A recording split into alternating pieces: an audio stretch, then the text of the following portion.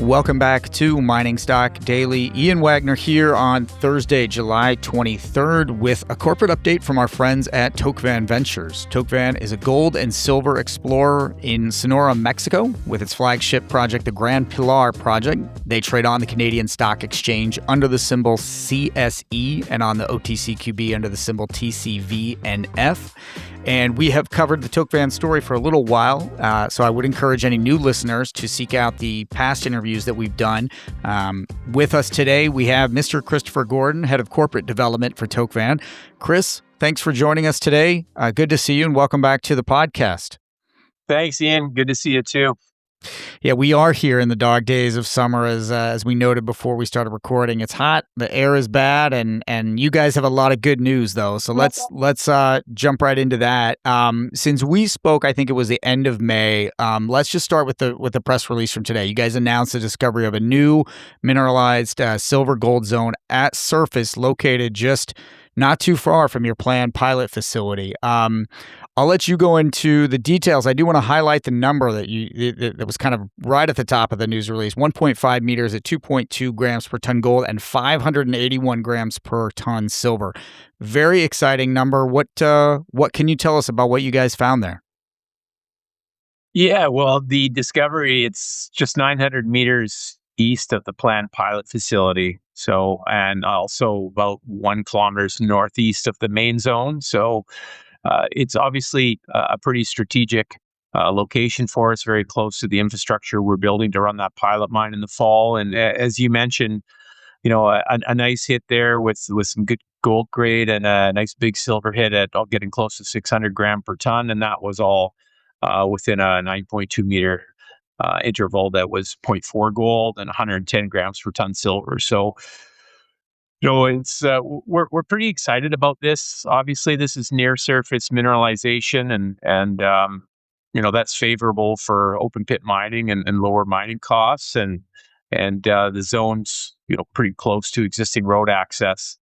And again, as we mentioned, quite close to the 50,000 ton pilot mine facility. So we're happy about that. Nice to have material that's looking that close in terms of when you look at costs for haulage, and just lowers your capital requirements and easy to integrate into near-term production plans. So in terms of I guess what's got me excited is again, it's so close to all the infrastructure that we have there, and I think what we're seeing now is that we are making new discoveries outside of that main zone. And the main zone's where there's been 30,000 meters of drilling historically, where we've got an internal resource that we plan on getting that into a maiden resource either late this year or early next year. So we've always felt that the South Block could potentially host 1.5 to 2 million ounces if things went reasonably well for us there. Geophysics and geochemistry have served us very well in terms of targeting, and we know historically that recently there's been a lot of sort of near surface cowboy mining, if you want to call it, down there, with guys using backhoes and digging down 10 to 20 feet deep and finding free gold in the soil horizon. And basically what they were doing was putting that in the back of a truck and then just running it through a sluice box, recovering around 30%. Unfortunately, some cyanide being released out into the environment. And actually, a funny story for the listeners, what they would do with the final product, with the gold that they would recover, is they would literally put it in the trunk of a car and drive it down to Tijuana, and that's where they would actually sell the gold.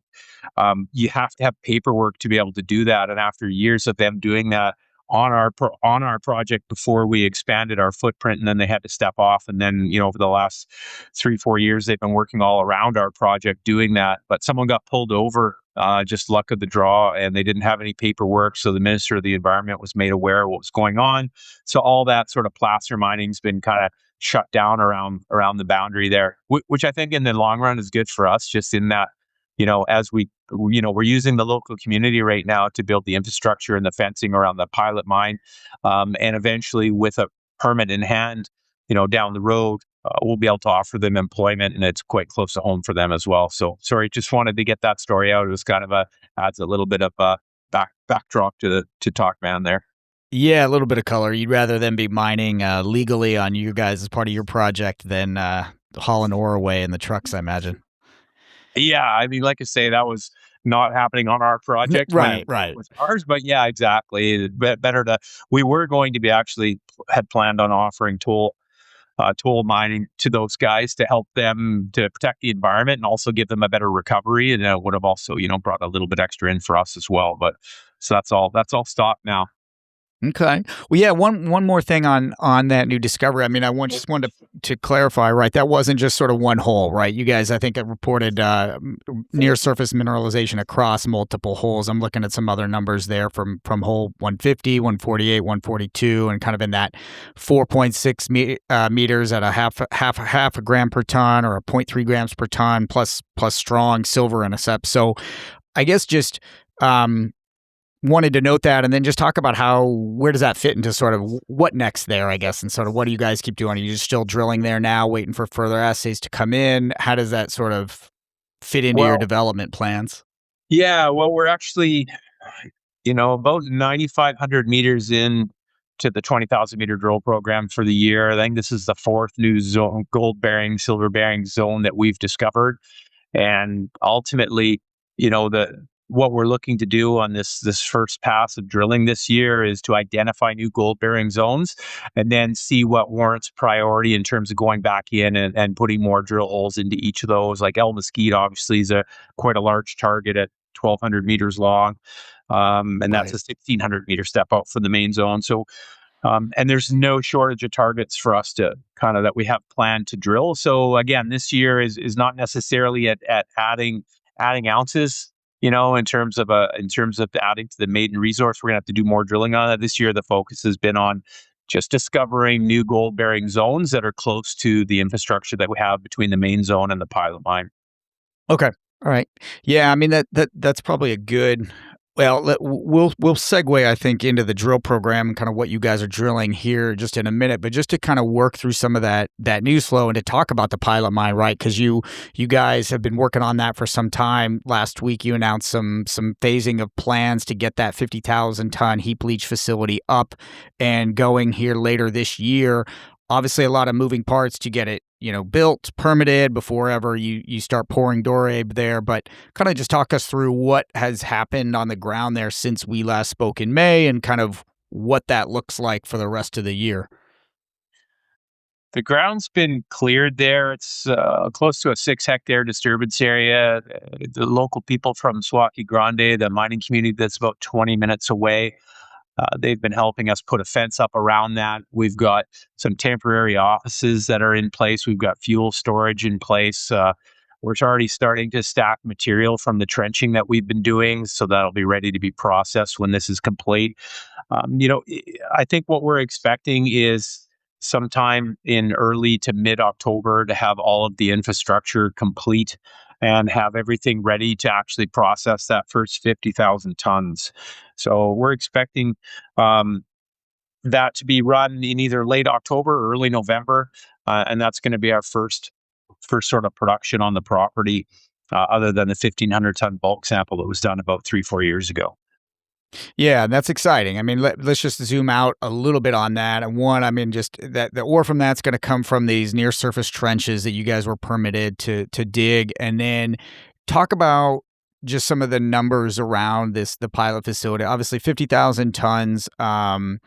You have a 10-year permit on that, but like kind of what does that give you either from as an advantage, either in terms of near term revenue? Is it proof of concept on the metallurgy, or hey, you're bringing in a skilled labor force into sort of the program? Just kind of like lay out the strategic advantages of why you guys are doing that and what you get out of it.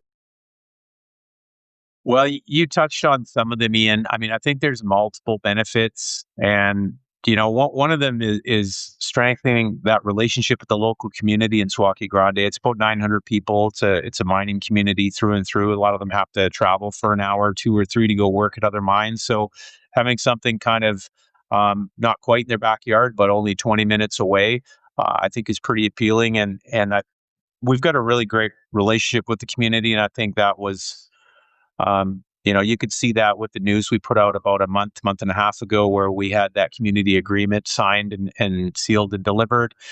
That gives us access to water and also, like I said, kind of a workforce. So that was a really big step for us to kind of put pen to paper on the relationship that was already strong, and that's good for 5 years with a 1 year extension. We'd have to renegotiate upon us receiving, an actual full scale permit, which we had planned. We are planning to apply for in either Q4 or Q1 coming up to get sort of in the queue for permitting. We think that that permitting timeline is going to be somewhere in and around 2.5 to 3.5 years to get. And going back to the benefits of the pilot mine, obviously, proof of concept, de-risking are big parts of this, where we're able to actually build our PEA, which is slated for Q2 of next year, off the back of actual 50,000 tons of production, where we think we're going to recover around 1,000 ounces of gold. And then you're going to input the maiden resource, which is anticipated in Q4 or Q1 as well, just prior to that. So off of those two things, we're going to have a very strong and technical PEA, because we're not basing it off of what we think is going to happen when we go into production. We're actually going to have a real sense of that. So yeah, and then the obvious side of things here is, the capex for us to build that pilot mine that's underway right now is $2 million US. If we do recover it at around 1,000 ounces, we should be a net positive exercise to the tune of somewhere in and around $2 million US, depending on the price of gold at the time. And moving forward into next year, I mean, the infrastructure for the pilot mine is good for 10 years. And for us to run that, we think we can run that once a year. You need to amend your permit and permit new trenches. So to put that into perspective, last year in the summer, we applied for the pilot mine permit and got that in just 30 days. And at the same time, we applied for 67 trenches and 35 new drill pads. And obviously, those trenches are the feed for production. And we got that in 14 days. Important to note as well that the pad that we're building there is capable of hosting well north of 200,000 tons. So on this first pass, we're permitted for 50,000 tons. We're going to look to, when we amend that, to run that again next year. We'll look to increase the size. I mean, even if we could just increase that by adding 100,000 tons, call it. Now, all of a sudden, if we're able to recover it in around 2,000 ounces of gold, now you're getting into that territory, depending on where the gold price is, of course, on being self-funding or very close to it, kind of moving forward. And that allows us to protect the share structure that we have, with only 78 million shares issued. That's a nice tight share structure. So there's a lot of benefits to the pilot mine, obviously, in terms of, future development and economic studies, bringing cash in and furthering that relationship with the community. So that is definitely, Ian, one of the things that separates us from a lot of juniors. We're with getting in the queue for the permit coming up within the next 6 to sort of 8 or 9 months here. We're really trying to build a real company here. We're not just looking at trying to define a big resource and do some arm waving around that. Yeah, a lot to unpack there. So just kind of want to reiterate a couple of things. I mean, so that pilot mine gets you cash positive, not cash positive because you guys are cash positive, but it pays for itself in that first year run, and so everything on top of that becomes just revenue and annual cash flow.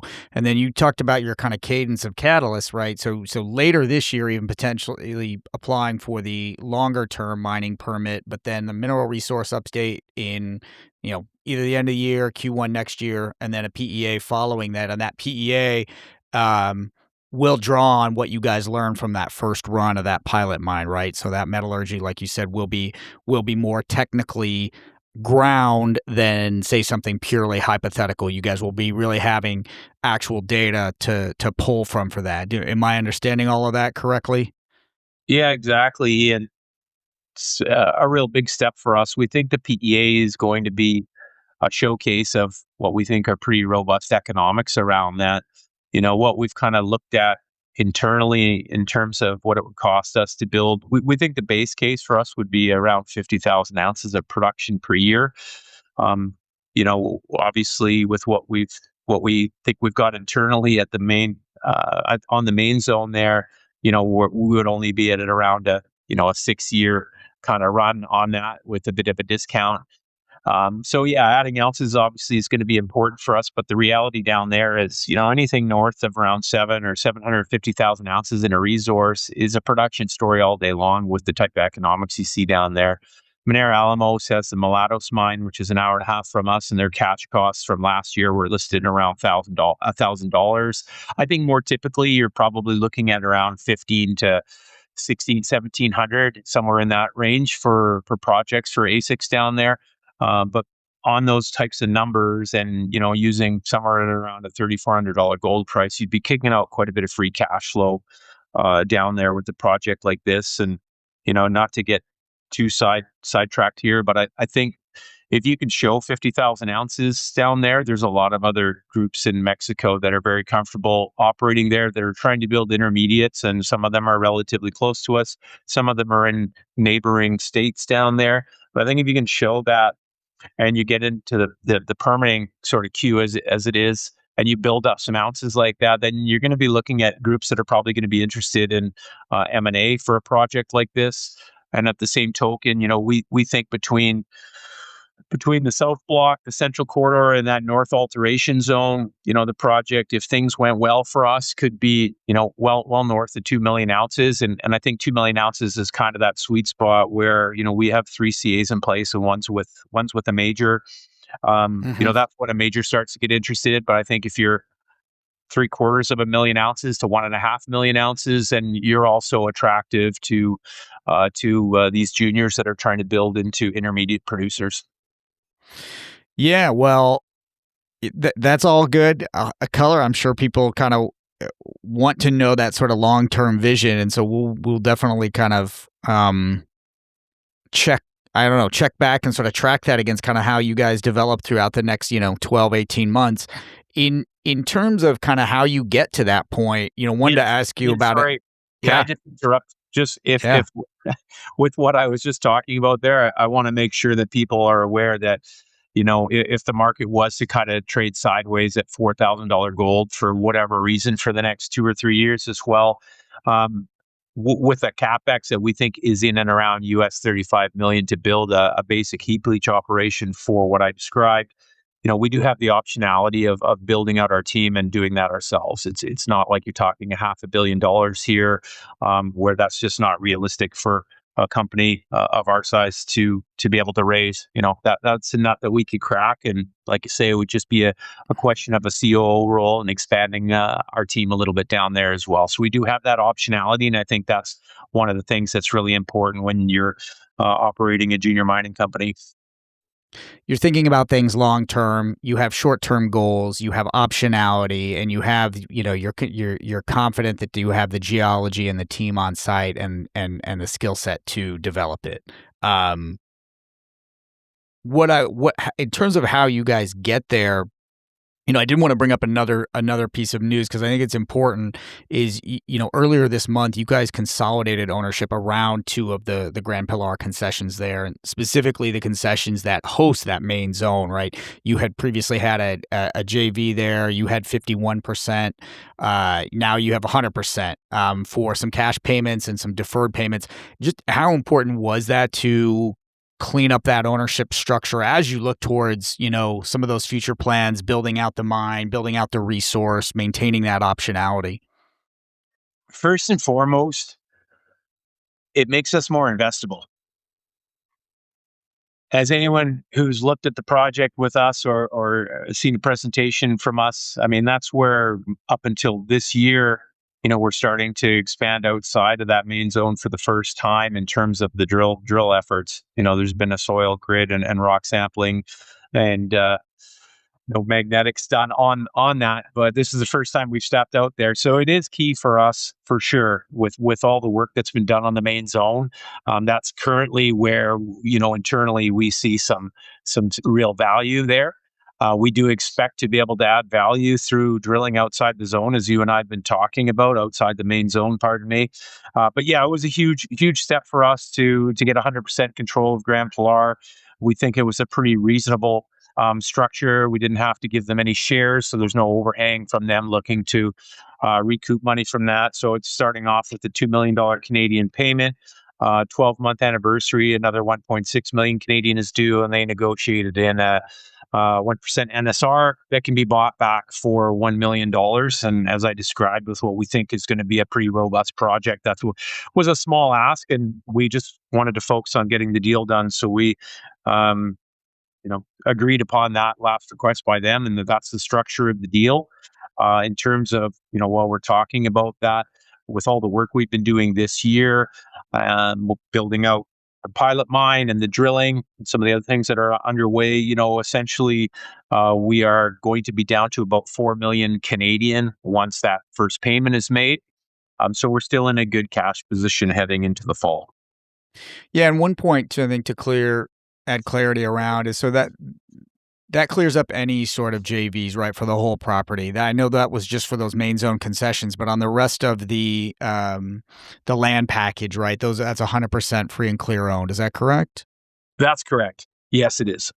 Yep. It was just the main zone, which is one square kilometer of 22 square kilometers. Right. Okay. So speaking of that land package, you guys are drilling this year. Obviously, we talked about the near surface discovery, but I think when we spoke last, you were swapping in a diamond drill at El Mesquite, and I think at that point you guys were 6,000 meters into your 20,000 meter program. You mentioned now I think you're around 9. A lot of zones, a lot of targets. Like what's happening on the ground right now in terms of drilling? Where are you guys drilling at, and kind of how are you deciding which targets to focus on right now, even for this summer program and fall program? Well, we had already established all of the targets that we wanted to go after from the geophysics and the geochem that's been done over the last couple of years there. So we're just continuing to sort of work through all those targets. Like I say, we're into this with the news today. This is the 4th new zone that we've found. We've got more targets to go. We also want to get back up and drill that north alteration zone that looks like it's like you're sitting on the top of an epithermal system, whereas down in the south it looks like you're much lower into the system, which is why the gold is so close to surface. And then, what's got me really excited, Ian, is we flew the magnetics on the South Block late last year. Yeah. And, some of the stories you hear in mining are pretty funny, but so the drone that was flying that, after it completed doing the South Block, it actually ran into a cactus. So, and I've been down twice to site in the last 10 months since I started. And yeah, some of those cactuses are pretty tall. So at any rate, they didn't get the replacement part that they needed for that until Q1 of this year. So I think it was February where we got the central corridor and that north alteration zone flown. And when you look at our presentation and or some of our press releases, when you see the map of that central corridor, in terms of the magnetics, it lights up exactly the same as the South Block. So, and all we've ever known about that area is that there's been artisanal mining done throughout that district. Never been even a soil grid or rock sampling happening. That's finally been underway over the last month or so now there, as we look to establish drill targets for that for next year. Suffice to say, stepping outside of that main zone, like I say, one square kilometer of 22 square kilometers, and we're really thrilled with what we see as a lot of excellent targets. And we also engaged with Verify earlier this year, so we've added Dora sort of to the toolbox in terms of looking for areas to go after. So again, it's a unique story in that we have that pilot mine, and we'll actually start producing some gold later this year and generating revenue. But at the same time, the exploration side of the story is still very early, and that kind of puts us in a unique spot. But we're extremely excited. We've always felt that north alteration zone and the south there could be pretty big for us. And now we've got the central corridor that's very similar size to the South Block and lights up the same way. So that's probably is what has me most excited in terms of the exploration, is finally getting to get into that central corridor and being able to add that into the drill program for next year. Okay. Well, just two more. I know you talked when we talked about last time, you were going to be doing some traveling, a little bit more marketing. Your stock price, has come off since the spring and is I think kind of vacillated around since we spoke last. When you go out and you're talking to people, I guess this is a two-parter. What comments do you hear from analysts or investors, either questions that come up or myths or anything what's a recurring theme that you either try to hammer home or that you hear?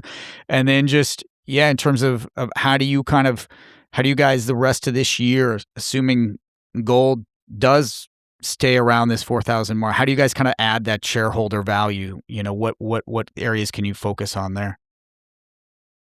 We've got so many big catalysts coming up over the next sort of 6 to 10 months. Obviously, we've talked a lot about the pilot mine, so I won't dive back into that. But just the fact that we're going to be able to start generating revenue and start de-risking the project with that is one of the things that really sets us apart from other companies. So having that up and coming and being able to pour some bars there, it'll actually probably be a loaded carbon that will ship off to be processed elsewhere. But being able to get that production going is huge for us. Having early success in the drill program, being able to identify new gold bearing structures. And again, we're going to have to go in, and once this first pass is done, we're going to prioritize the follow-up targets there, and do some more drilling on some of the new discoveries. And then again, maiden resource coming out late this year, early next. With that pilot production, we're looking to build on into the PEA in Q2 of next year, and that's a big step for us. A lot of our peers, I think, that maybe trade 2x market cap where we're trading right now, are a bit more well known than we are. They're probably a little bit ahead of us in terms of having a resource with maybe one or two updates to it. Some of them potentially having PAs in place as well. And those are all things that we're going to be knocking off over the next 6 to 10 months to sort of play some catch up. And as you mentioned, we've been starting to get out and do some more marketing at a conference in Calgary recently, Capital Events Conference that just happened about a week or so ago as well. And we've got some plans in terms of getting out and marketing in Europe as well, coming up in the fall, and also getting out to some more shows and looking to get some analysts to site, newsletter writers and things like that. So the story's still relatively unknown, and yet we've got some huge re-rate catalysts in the offing. Excellent. Well, I think that's a great place for us to leave it for today, Chris. A lot of news that we've covered over the last couple of months, and we'll look to continue to cover that as you kind of round out the summer down there. Appreciate the time, and thank you for coming by. Yeah, no problem at all. Thanks again. That is Mr. Christopher Gordon of Tocvan Ventures. Tocvan trades on the Canadian Stock Exchange under the symbol CSE and on the OTCQB at TCVNF. The information presented should not be considered investment advice. Mining Stock Daily and its affiliates are not responsible for any loss arising from any investment decision in connection with the material presented herein. Please do your own research or speak with a licensed financial representative.